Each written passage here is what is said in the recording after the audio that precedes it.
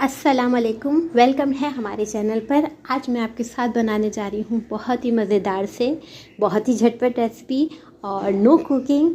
तो आज बहुत आसान सी रेसिपी आपके साथ लेकर आई हूँ जिसका नाम है कॉल्स्लो, जो कि आप जिंगर और सैंडविचेस और सैलेड में आप लोग इसको पसंद करते हैं।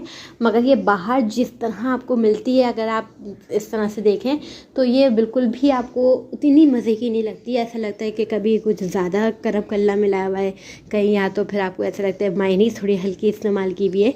तो आज मैं आपके साथ ऑथेंटिक रेसिपी जो है वो शेयर कर रही हूँ कॉल्स्लो की। क्यों? क्योंकि जब आप इसको एक दफ़ा बना लेंगे ना तो फिर आप कहेंगे यही ऑथेंटिक रेसिपी है जिसको हमने ढूंढ रहे थे। तो रेसिपी स्टार्ट करने से पहले चैनल पे नए हो तो ज़रूर सब्सक्राइब कर लिएगा और फिर वीडियो स्टार्ट करते हैं। अब यहाँ पर आ जाते हैं अपनी चीज़ों की तरफ। देख लेते हैं हमें क्या क्या चीज़ें चाहिए। एक स्मॉल मैंने बंद गोभी ली, यानी करम कल्ला लिया, उसका हाफ़ कर लिया, उसको बारीक बारीक आपने कट कर लेना है, ठीक। इसके अलावा गाजर है रेड कलर की, ये हमें छोटा कप चाहिए यानी क्वार्टर कप, और इसको भी बारीक बारीक आपने कट कर लेना है। इसके अलावा यहाँ पे मेरे पास क्रीम है 2 से 3 टेबल स्पून, और यहाँ मायनीस है इसकी डबल लेने हैं हमने। अगर 2 टेबल स्पून क्रीम लिया है तो हमने 4 टेबल स्पून मायनीस लेनी होगी। इसके अलावा सिरका है 1 टीस्पून, दूध है 2 टेबल स्पून, नमक हाँ समझे हाफ़ टी स्पून से कम थोड़ा होना चाहिए, काली मिर्च है हाफ़ टी स्पून, और ये इसके अलावा हमारे पास शुगर है 1 टेबल स्पून भर के।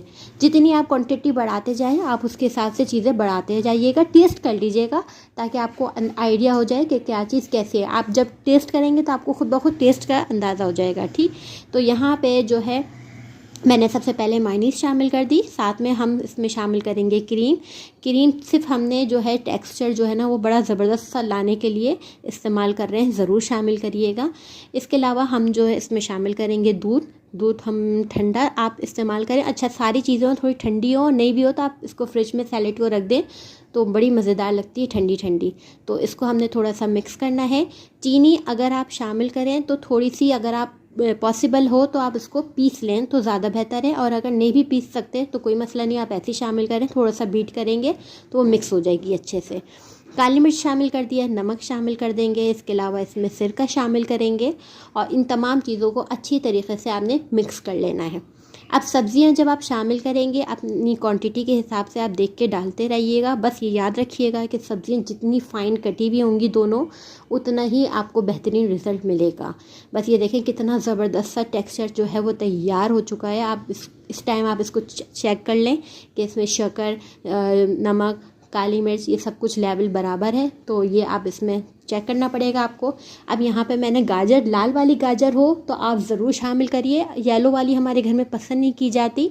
गाजर जो आ रही है अजीब ऑरेंज कलर की, कौन सी है वो, तो चाइना की, वो हमारे घर में बिल्कुल भी पसंद नहीं की जाती, इसलिए वो हम नहीं लाते।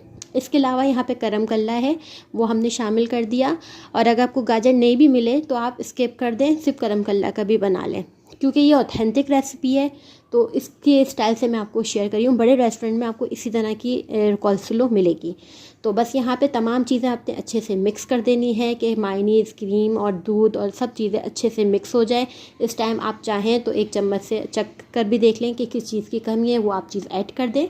बाकी यहाँ पे मुझे लग रहा था बहुत ज़्यादा क्रीमी है तो मैंने कहा तो और बंद गोभी जा सकती है, तो मैंने और ऐड कर दी, क्योंकि हमारे यहाँ तो भर भर के खाई जाती है, बहुत फेवरेट है, बहुत ज़्यादा। तो इंशाल्लाह इसके बाद जो रेसिपी शेयर करूँगी तो आप देखेंगे कि उसके साथ भी मैंने कॉल्स्लो का इस्तेमाल किया हुआ है।